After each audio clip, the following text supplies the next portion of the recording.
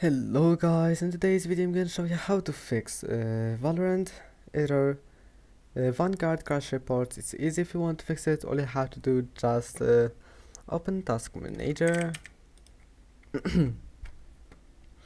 and then once you're here just click name and then scroll down until you find here Vanguard, and here is it, Vanguard user mode. Now click on it, right click on it, click end task, and after that go back, type here services, scroll down until you find services that starts with V, and here we'll find VGC.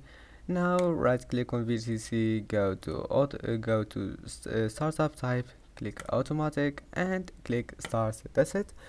Don't forget to like and don't forget to subscribe, and see you in the next video.